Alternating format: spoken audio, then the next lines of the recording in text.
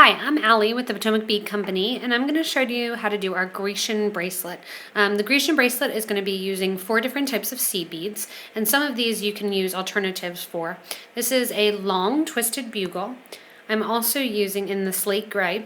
I am using this metallic purple luster Miyuki drop. I'm using an 8-0 seed bead. It's a purple lined blue, and then I'm also using the green Duracoat metallic. So I'm using those 3 different beads. You can substitute the 11-0s for 1.8 millimeter cubes. You can substitute the drop for another cube or for another 8-0 color. So you can really do some variations on this project. What it starts out with is it's actually a herringbone stitch, which herringbone, when you start with, you need to start with ladder stitch. If you're not sure how to do ladder stitch, check out our other video. I've already done 9 rows of ladder stitch, and now I'm going to go into my herringbone. So for my herringbone, to start out with my ladder, I am going to put 2 beads onto my needle, and my thread is coming out the top of this bead here. I'm going to run my needle down through the next set of beads. What that's going to do is create my beads to sit up in a herringbone fashion. I'm not actually going to do herringbone the whole way. I'm just going to stitch up and down through my ladder rows. Go up and down constantly until I get to my last section. And then in the last section, what I'm going to do is do herringbone again. So right now I'm just sewing down and up through my ladder stitch rows. I'm giving it a nice tight pull. The nice thing when you do this is you're re-securing that whole ladder stitch. And you're tightening up your whole base. So I've come up through and gone through my first 2, and then 3, 4, 5, and 6. The problem with this bracelet is you do need to have an odd count number of ladder stitch. Herringbone does not like odd count. So what you have to do for this one, I need my thread coming out the bead number 8 in my ladder stitch. So what I need to do for this one is I go back through my same row, and what I'm going to do is I'm actually going to grab the thread that's above, almost like a brick stitch. Grab the thread that's above, right there, just like a brick stitch, and then I'm going to take my needle back down through that bead again. That is going to get that thread and grab on back down to the bottom. Now that I'm at the bottom, I can go back up the second to last row on my ladder stitch, and then I'm going to do my herringbone at the end. And then my 2 beads go on for my herringbone, and I'm going to stitch down through the last one. Now on the herringbone stitch, you always have some thread that is exposed, and that's where my drops are going to come into play. So my drops are going to work to mask the thread on the sides. What I'm going to do here is take my thread that's coming out the bottom here, and I'm going to take my needle up through this bead here so that it's coming out the top so I can continue with my herringbone. At this point, I am going to put on one of my drops, and I'm going to sew through that bead. This is going to look a little bit wider, and you're going to see a little bit more thread than you will on the continuing rows.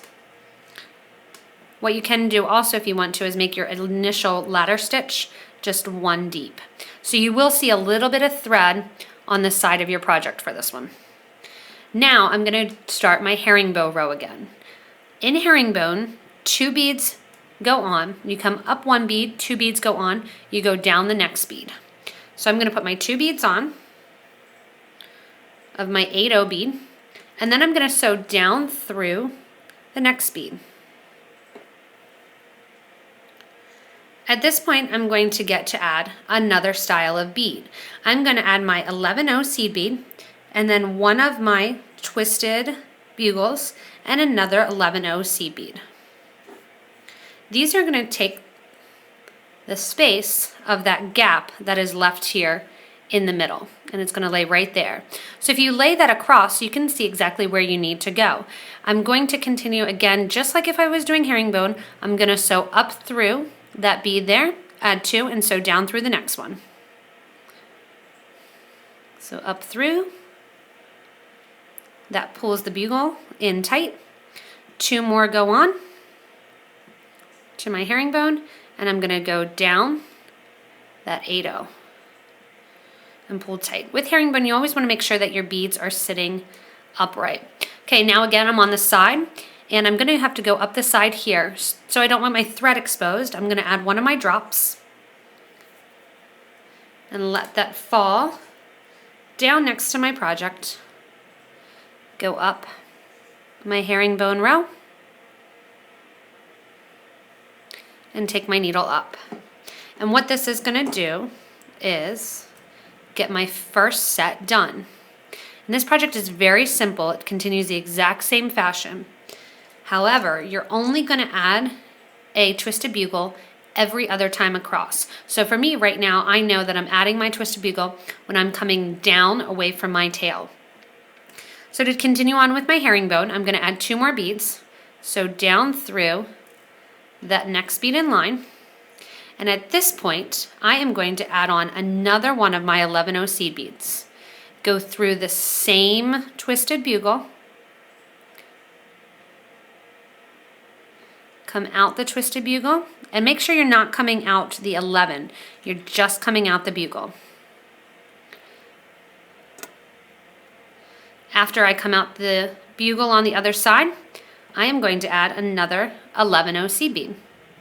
Sew up the bugle on this side. This also helps me remember when I do need to add additional bugles, because now when I'm looking at my project, I have 2 seed beads, or if you're using little cubes, I have 2 on either side of my bugle. I know that's completed, and the next time down through the row, I am going to add another one of my bugle beads. So I'll kind of continue here for you.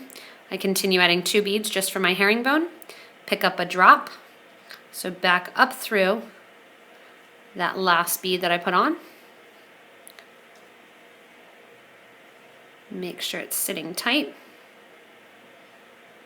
And that cube's going to hang out there on the side. I'm going to sew and add 2 more beads on to my herringbone stitch. Sew down. And now I know that I need to add on my next twisted bugle. So on goes an 11-0 seed bead, my twisted bugle, and an 11-0 seed bead. Those go in that little section here. And I'm going to continue on with herringbone. So herringbone, I'm going to sew up through this 8-0 seed bead right there. Add 2 more 8-0s. So down through the next, and then get ready to add my drop. I add my drop, and I sew back up through my 8. Add 2 more of my 8-0 beads, sew down through an 8-0, like the herringbone stitch. When I come out here, I'm going to add another one of my 11-0 seed beads. Sew through the same twisted bugle, because I'm only adding a twisted bugle every other.